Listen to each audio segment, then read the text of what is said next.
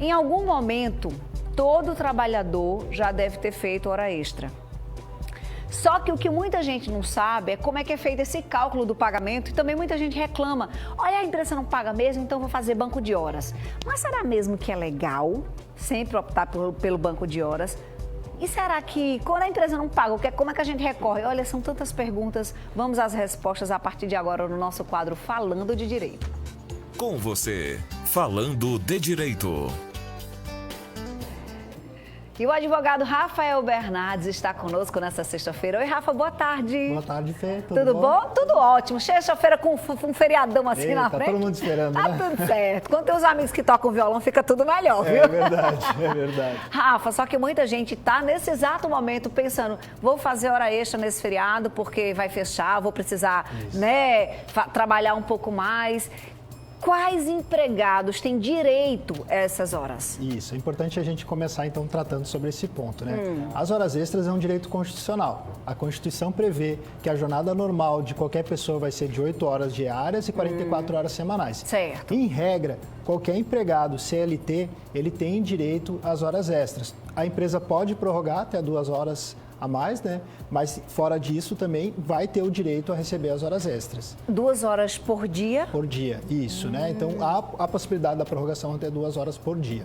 Daí a gente vai falar um pouquinho daqui a pouco sobre o que é compensação de jornada e o que é banco de horas, quais são as diferenças. Eu fiquei numa dúvida assim, Rafa, o trabalhador é obrigado a topar ou ele precisa, achar que é legal? O que acontece na prática? Geralmente o próprio contrato de trabalho, ele já vem com a previsão de exigência de até 2 horas suplementares. Você assina e nem sabe disso. Porque é quase que um contrato de adesão, né? Então, bem, na verdade, quando tu vai assinar esse documento, já vai constar lá que tu tem que trabalhar 2 horas a mais.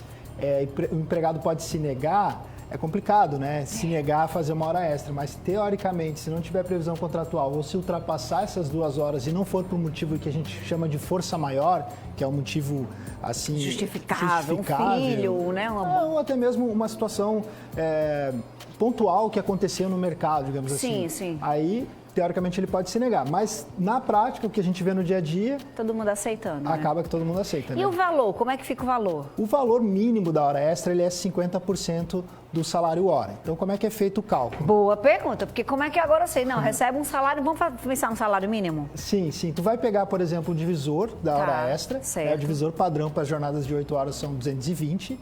E aí tu vai aplicar o salário, vai aplicar 220 e vai somar 50%. Entendi. Então, em regra, é isso. Agora, depende da categoria. Por exemplo, a gente pega categorias como bancos e financeiras.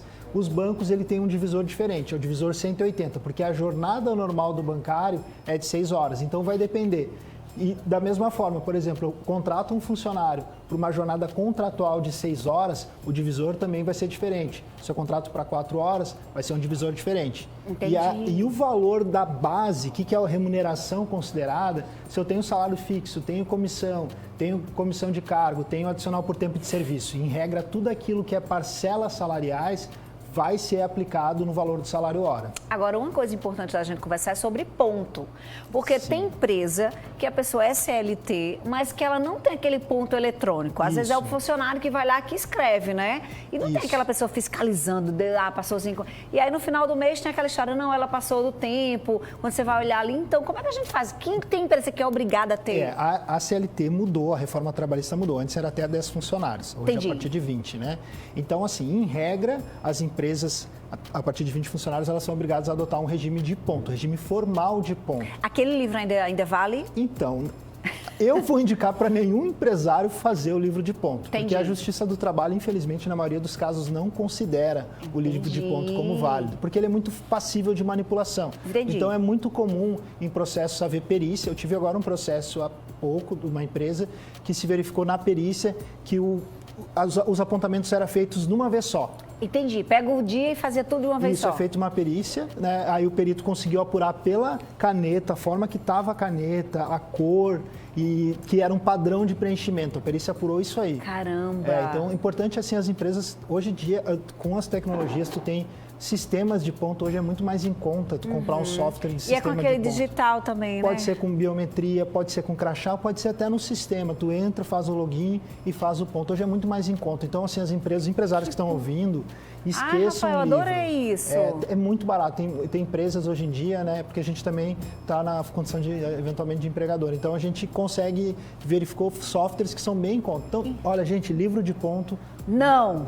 Em regra, não para quem é empresário, né? Tá. E empregado doméstico, tem hora extra? Tem direito? né? A partir da emenda constitucional, né? Que é chamada PEC da doméstica, Sim. O empregado doméstico ele era excluído do regime de hora extra e ele passa a ser. Agora, a dúvida é a seguinte, as pessoas fazem uma confusão. Eu não bato ponto, aí eu não tenho direito a hora extra? Não é isso, né? A minha empresa não adota folha de ponto. Eu tenho direito a hora extra?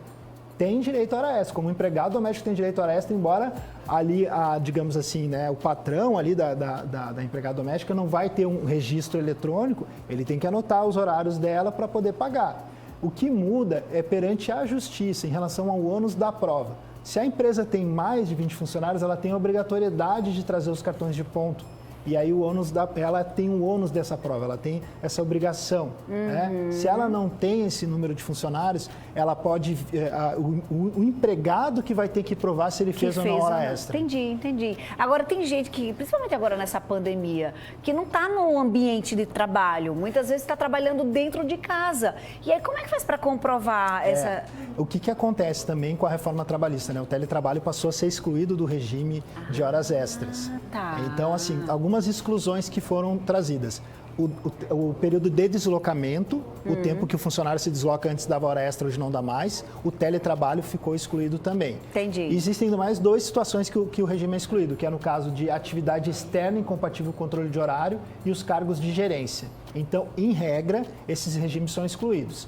E aí o que aconteceu na pandemia, que muita gente foi para o teletrabalho, né? Só que como o teletrabalho na pandemia ele não foi formalizado, o que se indicou para as empresas era manterem o regime formal de contrato, porque o teletrabalho ele tem que ser formalizado no contrato. Entendi. Né? Então, assim, tem que ser um contrato de teletrabalho que a empresa disponibiliza os meios para execução. E aí, no caso de home office, que a pessoa, sei lá, às vezes...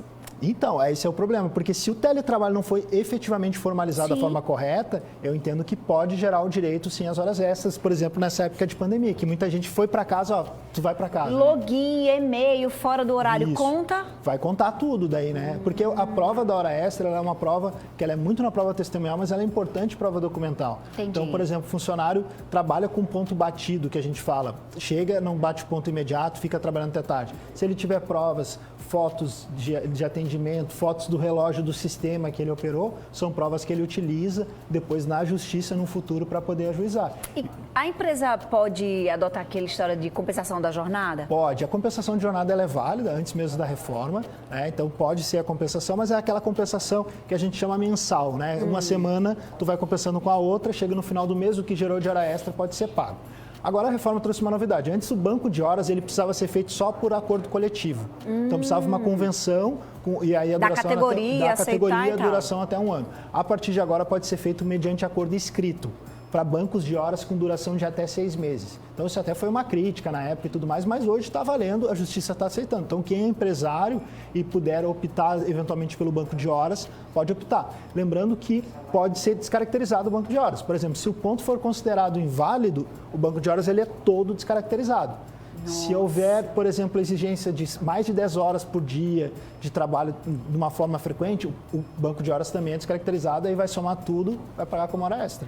Então, é um papo que interessa muito, não só ao empregado, mas também ao empregador, que muitas vezes, pelo desconhecimento, né, Rafael, pode ter uma complicação no futuro. Perfeito. Muito bom. Você vai lá no @falando de direito BR, além de ter muito conteúdo bacana, porque os meninos são muito atentos, eles postam muitos conteúdos relevantes, você vai encontrar, aproveitar que o Rafa está aqui, olha aí, essa postagem. Nessa postagem, você vai ver que tá rolando o sorteio de um iPhone, tá? E é fácil demais participar. Você vai curtir essa postagem, você vai curtir a foto e marcar 5 amigos nos comentários, mas não esqueça de seguir os perfis, tá? Falando de Direito BR, Bertolini Bernardes, Isaac Bertolini Auler e o ADV.Rafael Bernardes, que hoje está aqui conosco. Fica na torcida, porque o resultado você vai saber ao vivo aqui no programa no dia 30. Rafa, já tá em cima. Já é agora, passou o ano, né? Rapidão, chegou. chegou, então não perde tempo não, tá? Você que tem muita gente assim, eu vou deixar para fazer mais próximo. Sei lá por quê, porque vai ser um sorteio, né, Rafa? Depois não dá certo. É, corre e interage com a gente, tá, Rafa? Muito obrigada pela colaboração de hoje.